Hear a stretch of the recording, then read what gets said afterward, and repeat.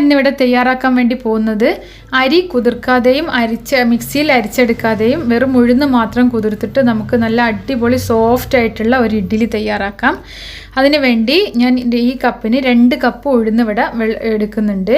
ഇത് നമ്മൾ നന്നായി കഴുകി വൃത്തിയാക്കിയതിന് ശേഷം വെള്ളം ഒഴിച്ച് വെക്കാം. ഇത് രാവിലെ നമ്മൾ സാധാ ഉഴുന്നിടുന്ന പോലെ ഇട്ട് വെച്ചതാണ്. ഇനി ഇത് രാത്രി നമ്മൾ അരയ്ക്കാൻ എടുക്കുന്ന ടൈമിൽ തന്നെ നമ്മളിത് അരച്ചെടുക്കാം. നന്നായി ഇവിടെ ഉഴുന്ന് കുതിർന്ന് വന്നിട്ടുണ്ട്. ഈ വെള്ളം ഇനി നമ്മൾ ഈ വെള്ളത്തിൽ തന്നെയാണ് നമ്മളിനി മിക്സിയിൽ അരച്ചെടുക്കുന്നത്. ഈ വെള്ളം നമ്മൾ കളയുന്നില്ല. നല്ലപോലെ കഴുകി വൃത്തിയാക്കി നമ്മൾ വെള്ളത്തിലിട്ട് വെച്ചതാണ്. ഇനി ഇതേ ഇവിടെ ഞാനൊരു മിക്സി എടുത്ത് മിക്സിയിലോട്ട് നമ്മൾ ഉഴുന്നും ആ വെള്ളത്തോട് കൂടെ തന്നെ ഉഴുന്നും വെള്ളം കൂടെ മിക്സിയിലിട്ട് നന്നായി ഒന്ന് അരച്ചെടുത്തിട്ടുണ്ട്. ഇത് കണ്ടോ, നല്ല ഫൈനായിട്ട് ഞാൻ ഇവിടെ അരിച്ചെടുത്തിട്ടുണ്ട്. ഇത് നമുക്കൊരു പാത്രത്തിലോട്ട് മാറ്റാം. ഇനി ആ മിക്സിയിൽ തന്നെ ഒരു 1.5 കപ്പ് ചോറ് എടുത്തിട്ടുണ്ട്. നമ്മൾ എടുത്തു വെച്ച ഉഴുന്നിൻ്റെ ആ വെള്ളം തന്നെ ബാക്കിയുണ്ടായി. അത് ഇതിലോട്ട് ഒഴിച്ച് കൊടുത്ത് ഇനി നമുക്ക് ഇതിലോട്ട് ഒരു 1/2 ടേബിൾ സ്പൂൺ ബേക്കിംഗ് സോഡയും കൂടെ ചേർത്തിട്ട് നന്നായി ഒന്ന് അരച്ചെടുക്കാം. അരച്ചെടുത്ത ചോറ് നമ്മൾ ഉഴുന്ന് അരച്ച് ഇതിലോട്ട് തന്നെ നമുക്ക് ചോറും കൂടെ ചേർത്ത് ഇനി നന്നായി ഒന്ന് ഇളക്കിയെടുക്കാം.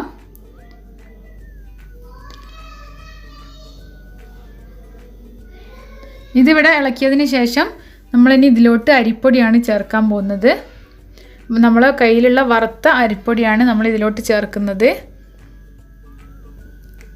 സാധാ പത്തിരിയൊക്കെ ചുടാൻ ഉപയോഗിക്കുന്ന അതേ പൊടി തന്നെയാണ് ഇതിലോട്ട് ചേർക്കുന്നത്. ഇതിന് 2.5 കപ്പ് പൊടിയാണ് ഞാനിപ്പോൾ ഇതിലോട്ട് ചേർക്കുന്നത്.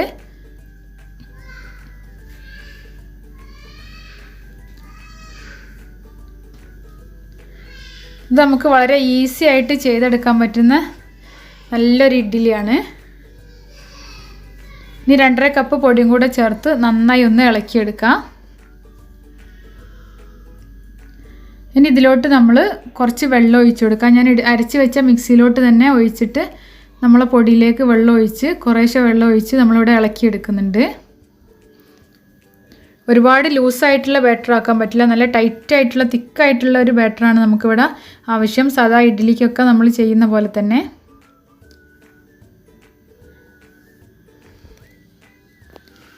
ഇതേവിടെ കുറേശ്ശെ നമ്മൾ നോക്കിയിട്ട് കണ്ടോ, ഇനി കുറച്ചും കൂടെ വെള്ളം ഒഴിച്ചിട്ട് നമുക്ക് നന്നായി ഒന്ന് ഇവിടെ ഇളക്കിയെടുക്കാം.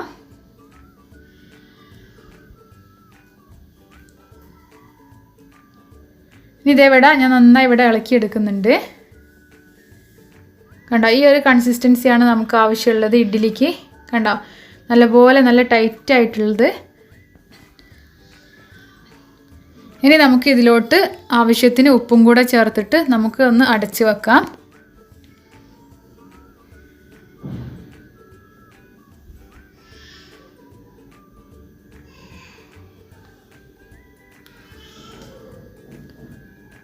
ഇതേവിടെ ഇപ്പോൾ നമ്മൾ സാധാ ഇഡ്ഡലി ചുടാനെടുക്കുന്ന പോലെ തന്നെ കാലത്ത് എടുത്ത് നോക്കിയപ്പം കണ്ടോ, നല്ല സോഫ്റ്റായിട്ട് നല്ല പോലെ നമ്മളെ പാത്രത്തിൽ ഫുള്ളായിട്ട് പൊങ്ങി വന്നിട്ടുണ്ട്. ഇനി ഇത് നമുക്ക് നന്നായി ഒന്ന് ഇളക്കിയെടുക്കാം.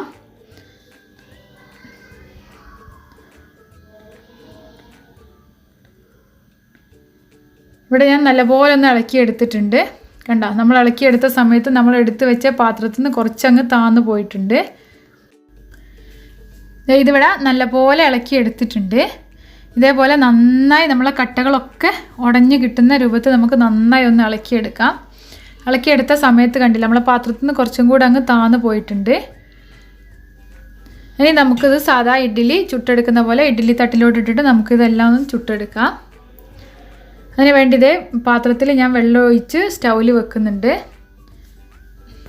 ഇനി നമ്മളെ തട്ടുകളെല്ലാം എടുത്ത് വെച്ചിട്ടുണ്ട്. ഇതിലെല്ലാം നമുക്ക് ഇനി ഒന്ന് ഗ്രീസ് ചെയ്തെടുക്കാം.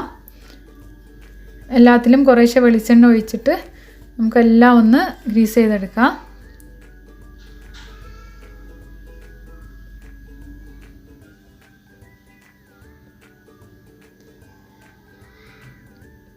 ഇനി കുറേശ്ശെ എടുത്തിട്ട് നമുക്ക് ഈ തട്ടിലോട്ട് ഒഴിച്ചു കൊടുക്കാം.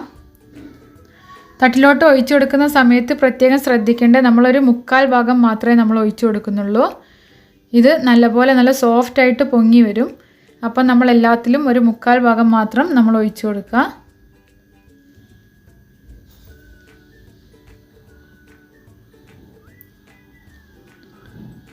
ഇതേപോലെ എല്ലാത്തിലും ഒഴിച്ചു കൊടുക്കുന്നുണ്ട്. ഇനി നമുക്ക് സ്റ്റൗവിൽ ഇതേ വെള്ളം ചൂടായിക്കൊണ്ടിരിക്കുന്നുണ്ട്, അതിലോട്ട് നമുക്ക് ഇറക്കി വെക്കാം. ഇനി ബാക്കി എല്ലാ തട്ടിലും നമുക്ക് ഇതേപോലെ തന്നെ ചെയ്ത് എടുത്തു വെക്കാം. ഇനി ഇതേവിടെ എല്ലാത്തിലും ഇതേപോലെ ചെയ്ത് ഇറക്കി വെച്ചിട്ടുണ്ട്. ഇനി നമുക്കിതൊന്ന് അടച്ച് വെച്ചിട്ട് ഒരു 25 മിനിറ്റ് വരെ നമുക്കൊന്ന് വെയിറ്റ് ചെയ്ത് വേവിച്ചെടുക്കാം. ഇതേവിടെ 25 മിനിറ്റ് കഴിഞ്ഞിട്ടുണ്ട്. നമ്മളെ ഇഡ്ഡലി നല്ല കറക്റ്റ് വേവായി വന്നിട്ടുണ്ട്. കണ്ടോ, സോഫ്റ്റായി നല്ലപോലെ പൊങ്ങി വന്നിട്ടുണ്ട്. ഇനി നമുക്ക് മാറ്റി വെക്കാം. ചൂടാറിയതിന് ശേഷം നമുക്ക് ഒരു കാസറോളിലേക്ക് മാറ്റിയെടുക്കാം. നല്ല സോഫ്റ്റായി വന്നിട്ടുണ്ട്.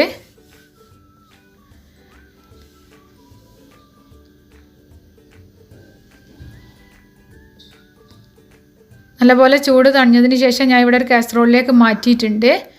ഇതേ ഞാൻ കാണിച്ചു തരാം. കണ്ടോ, നല്ല സോഫ്റ്റ് ആയിട്ടുണ്ട്. നമുക്ക് ചെറിയ ചെറിയ പീസാക്കി നോക്കാം.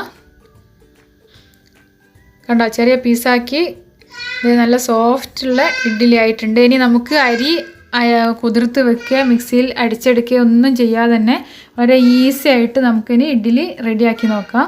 നിങ്ങളെല്ലാവരും ഒന്ന് വീട്ടിൽ ഇതൊന്ന് ട്രൈ ചെയ്ത് നോക്കണം.